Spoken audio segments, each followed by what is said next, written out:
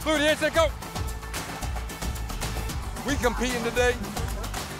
No, there you go. We're moving, we're moving. This is Jets Game Day with Robert Saleh, presented by FanDuel. Good morning. We're thankful for another Sunday of Jets football. Coming up, we'll hear from Robert Saleh, Brian Baldinger, and Ethan Greenberg. But we start with Bart Scott, Leger Doozable. Dooz, how was your Thanksgiving? It's pretty good, EAA. You know, had some food, but, you know, a lot to be thankful for, my family and everybody else, friends and everything. So it was a good Thanksgiving. Bart, how about you? You're always in the spirit of giving back. You know, Thanksgiving is a tradition, right? And the day after Thanksgiving, you go pick out the Christmas tree and you get to decorate everything. That's what it's all about, you know, spending time together and giving thanks. All right, Leger, let's talk some football. What do the Jets have to be thankful for? Well, EA, it seems that they have found some young foundational pieces. If you've seen what they've done in this past year's draft, Elijah Tucker seems like he's going to be a stalwart at that left guard position. Elijah Moore, I know a lot of people were thinking that this guy was potentially a bust, which was crazy to me, has really come on the last few weeks and is playing at a high level. Michael Carter seems like he's kind of solidified himself as running back one. And then on the defensive side, the other Michael Carter has played really well in the slot. This is a guy you can build a foundation around. And also, Bryce Hall, who they drafted the year before, has really, you know, stepped into that number one corner role. So they just have to be thankful that they have some young foundational pieces that they can build around in the future. Bart, Robert Saleh said last week that 90% of games in the National Football League are lost and not won. What did he mean by that? Well, you talk about self-inflicted wounds, right? You talk about making mistakes, costly mistakes, you know, giving teams the extra opportunities. It's about being able to play clean, be a professional, and sometimes guys that lose the game because of the mistakes, aggression, the fundamentals, procedural problems. Those are all self-inflicted wounds. If you want to clean those things up, you give yourself a much better chance in winning a football game.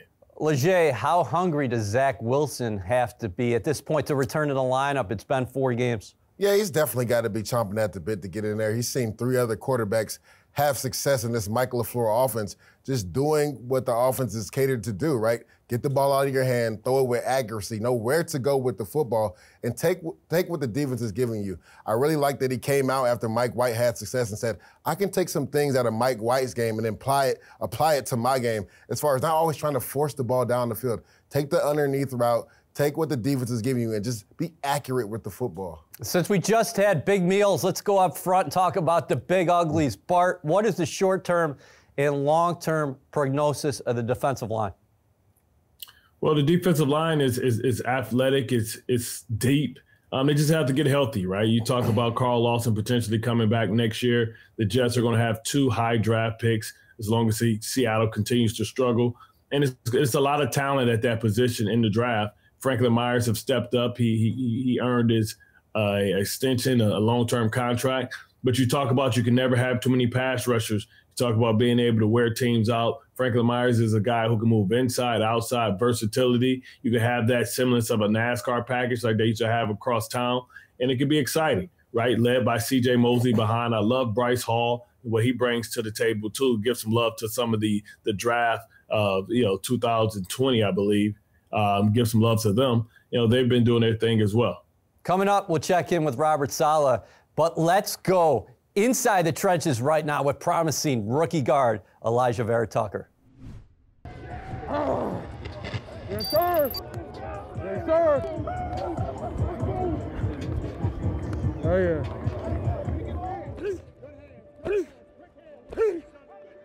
Sir, give me one ABC. Yes, sir. Let's go. Shoot. Let's get it. Let's go. Bro. Yes, sir. Let's get it. Hey, listen. Hey, man, I don't got to say too much, bro. You already know what it is, bro. We got to be dominant that shit, bro. It's up for real. That's all I got to say. Let's go. Hey, Trent saw me. 1, 2, 3. Flacco. Hands one to Carter, running left, gets through the line, runs left inside the 30, inside the 20, he's at the 10, at the 5, dragged down inside the 2. Let's go, let's go. Flacco throwing, it is a touchdown. Jamison Crowder. Yes, sir. Yes, sir. Let it go, Crowder. It's kind of nice out today, I'm not gonna lie. I thought it was gonna be cold.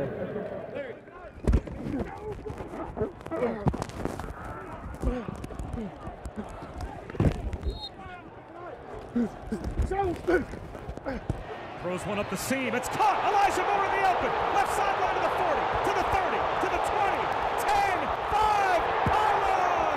Touchdown. Yay! Yes, sir! You a dog! You a dog! Now it's time to go inside the walls. Brought to you by FanDuel. What are you most thankful for? Oh man, thankful for my wife. Obviously, she's the rock that keeps everything together. You know, we got those 7 kids at home, so it takes a very special person to be able to take care of all of them at once. So, definitely who I'm most thankful for. What was Thanksgiving like when you were growing up in Michigan? Man, we got a big family. 20 aunts and uncles, over 80 first cousins. So if we invited some, I mean, it was always quite the spectacle at my house. And so it was every man for himself. If you weren't up to get that turkey leg, it was gone. But it was awesome. It was always chaotic, but it was awesome to always have family around. How much did your childhood in Dearborn, Michigan shape who you are today?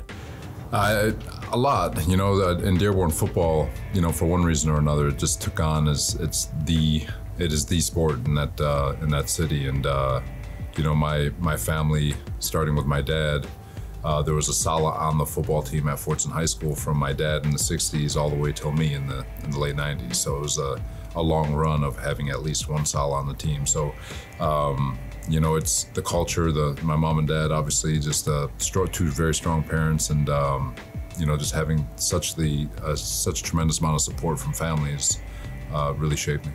What has New York been like? It's such a melting pot, but also, can you talk about these fans? Because we've talked about it a couple times, but now that you are more than halfway through your first season as coach here. Yeah, you know what, it's phenomenal. My wife absolutely just, you know, we've, knock on wood, we've been, you know, we're glorified military, right? We've lived in Jacksonville, Seattle, Houston, San Francisco, and she's here and she's like, God, this is home. This is our forever home. Like, this is where she wants to be. This is where she wants the kids to be raised, and she just absolutely loves it here. And you can feel the fan base is so ready to explode and have a team that it can be proud of on a week in and week out basis, and it's something that we're really excited to deliver on.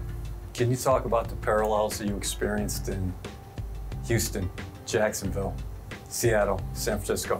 Yeah, you know, you never want to compare, but just try to recall some of the history that we've had. And you know, when Gary Kubiak took over in Houston, we had that rebuild, and it took some time, but just to see the process at which he went, him and Rick Smith, who I thought that, you know, that had such great longevity at Houston. You go to Seattle, and that thing was a tear down, and you see all these no names that were on the defense initially, and all those guys turned into the Legion of Boom. Not saying that would happen anywhere else, but it's just, unless you're willing to give those young guys a chance, you never know what you might find. So, you know, and you look at it here, and we've got all these young guys, and you know, there's so many guys in the back end that no one's ever heard of on defense, but shoot, they're playing their butts off, and Bryce Hall's coming on, and he's proving that he's a starter, and Eccles was doing a heck of a job, and Isaiah Dunn's gonna get better, and Ashton Davis probably had his best game of his NFL career last week after missing all of OTAs and training camp and really having 4 games to get in. And you know, and then this Elijah Riley young man comes from another team's practice squad and played a pretty clean game, and we're excited to see how much better he gets. And then Michael Carter at nickel, you know, he's been awesome, and he's only getting better. Elijah Moore he's been awesome the last month. Last week, you can call it his coming out party. I mean, it was fantastic. Michael Carter's been steadily getting better. Shame that he had the ankle injury. Hopefully we can get him back soon. And obviously the offensive line has been gelling. So, and then you throw in the veterans of Corey Davis and Keelan Cole and Jamison Crowder and Berrios, and same thing. You got a nucleus of these young guys who are growing and doing things the right way. So despite the record, and we all want to win, there's so many great things happening in this organization that is going to be very explosive in the very near future. What's your thoughts on Zach Wilson making his 7th start of the season? Yeah, he's it's going to be exciting for him to get back out there. I know he's chomping at the bit. You know, Monday was a good day for him with workouts and rehab and all that. And, we got the thumbs up and off we go. Do you have to remind him to not try to make up for lost time? Yeah, no, this is, you know, there's no pressure in that regard in terms of, you know, his surrounding cast, if you will. You know, with the O-line and the receivers and the tight ends and backs, they've all been able to take a step over the last month, and so just slide right in and utilize all that improvement that's been happening around him, and just deliver the ball to the playmakers and watch his playmakers go make plays. What do you think about the matchup this week? You know it better than anybody. Anything can happen in the NFL. People didn't give the Texans any shot last week. Of course, they go out and take down the Tennessee Titans. Yeah, you know, they've been coming on. So, you know, Tyrod Taylor's come back. You know, a lot of respect for him as a quarterback. You know, he won the opener. He was 14-14 at halftime with Cleveland before he got hurt. He comes back. Obviously, didn't have a great first game with against Miami, but they won the second game against Tennessee. So he's a real quarterback. And when he's out there, they definitely get the ball distributed where it needs to go, and they move up and down the field. So we've got a tremendous challenge on our hand. You know, they're a much better football team when he's behind center. Thanks, Coach. Thank you. Jets Game Day with Robert Saleh is brought to you by Pepsi, the official soft drink of the New York Jets. Up next, we'll go inside the film room with Brian Baldinger, and Ethan Greenberg will take a look at Week 12 in the AFC East. Jets Game Day with Robert Saleh is brought to you by FanDuel. Hey, this is Baldy. I want to take you in the film room, and I want to take a look at the Texans offense led by their quarterback, Tyrod Taylor.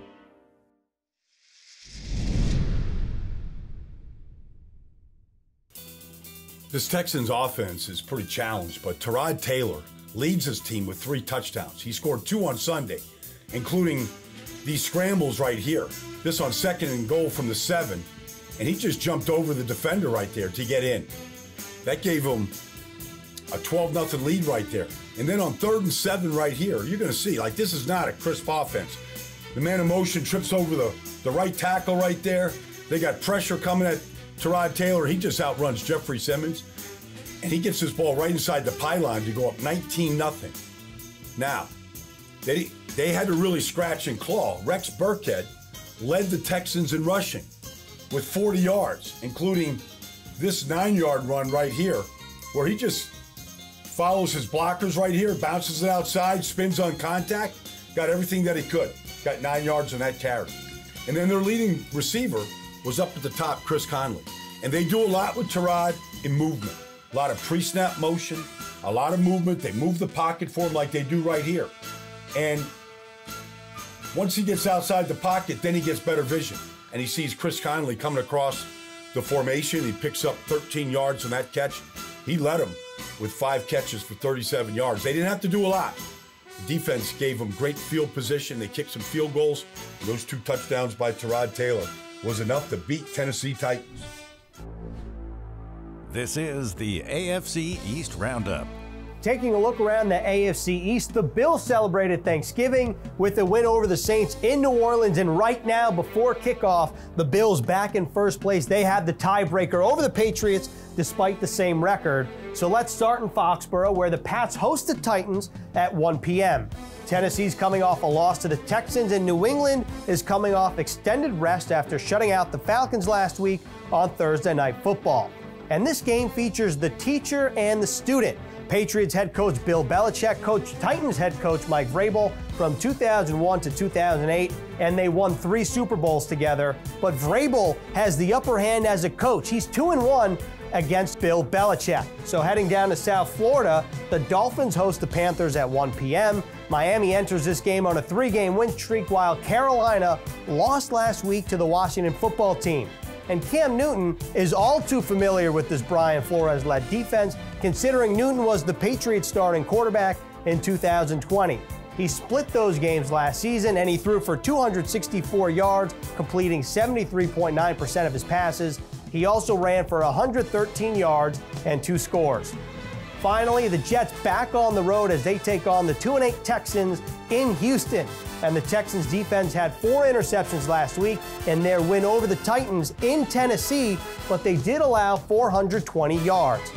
Will the Patriots and Dolphins continue their winning streaks, and will the Jets snap a 3-game losing skid? Kickoff is around the corner. Don't go away. The guys are back with final thoughts on today's matchup with Houston after this.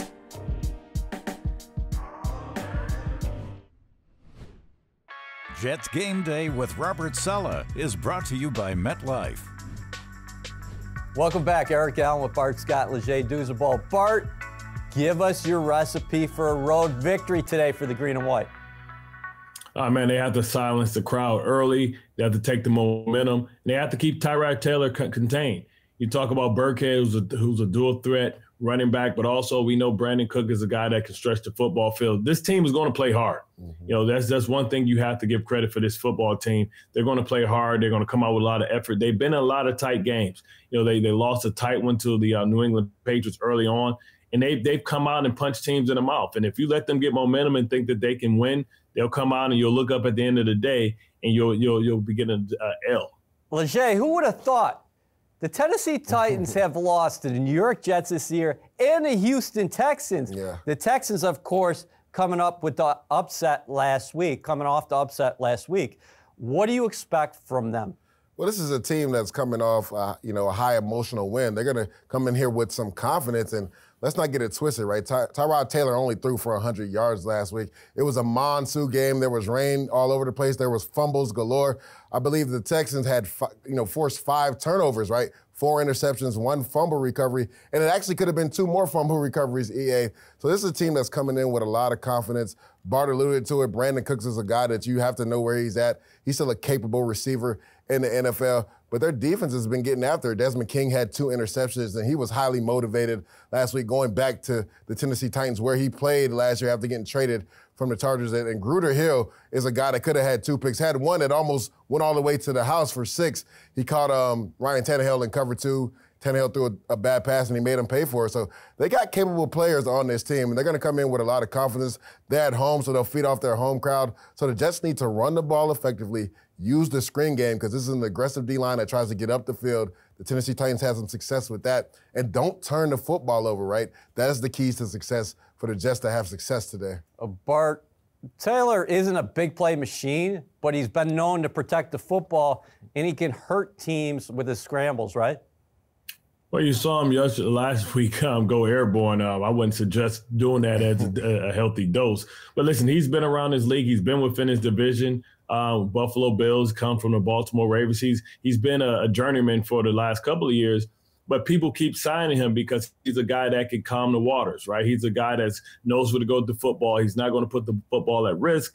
And, what Saleh said, most games are lost, not won. He's a guy that's not going to lose the game for you. He's going to be respectful of the football. He's going to take what the defense gives you. And if you self-implode, you'll look up and he'll throw for 107 yards and you'll still lose to him. Well, Leger, where can this Jets offense make hay against the Texans defense? Yeah, they have to start by running the football. I stated this earlier. The Tennessee Titans had some success early and often running the ball, but they got down big early in that game because of turnovers, so they kind of went away from the run game. So that's just something that they have to do. They have to establish the run, and we know Michael Carter will be out a few weeks, but Tevin Coleman and Ty Johnson are capable running backs. Run the football with them, and then set up your play-action pass game. And also, screen game will be big. Tennessee Titans had a lot of success last week in the screen game because the Houston Texans like to get up the field. So if they can do that, and again, take care of the football, don't turn it over, the Jets will have success versus the Texans defense. Guys, I'm feeling good this morning. I'm feeling a win. Bart, what do you say? Oh, absolutely, man. It's time. The time is now, right? Everybody, Zach Wilson's had the opportunity to watch. The team is motivated. They played well last week, even though they didn't win. But if they continue to play clean and don't give up any explosive plays, they'll be right there to win. Leger? Yeah, just don't beat yourself. That's what the Tennessee Titans did last week versus the Houston Texans. And, the Jets essentially did that last week versus the Miami Dolphins. If you don't beat yourselves, you're going to find yourselves in this game at the end of the game with a chance to win. Enjoy your football feast this afternoon. We'll see you for Jets Overtime on all our digital platforms following the game.